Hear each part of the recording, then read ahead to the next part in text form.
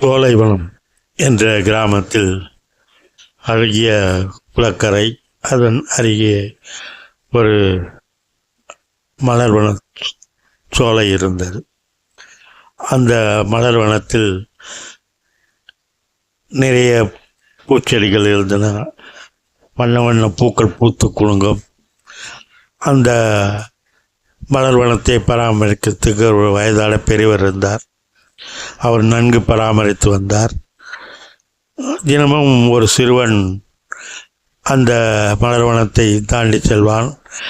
அவன் கண்களில் ஏதோ ஏக்கம், அவன் முகத்தில் புன்னகை கிடையாது.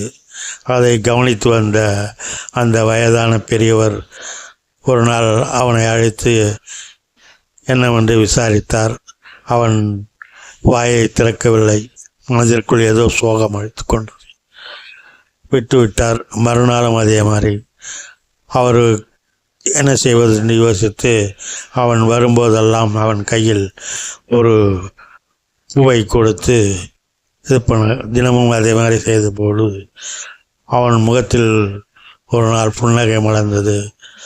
அப்போது சொன்னார், ஒவ்வொரு பூக்களுமே உயிர்ப்புடன் சிரிக்கின்றது, அதே போல நீயும் சிரிப்பாய் என்று வாழ்த்தினார். அந்த பையன் கலகலன்னு சிரித்தான், அந்த பூக்களைப் போல.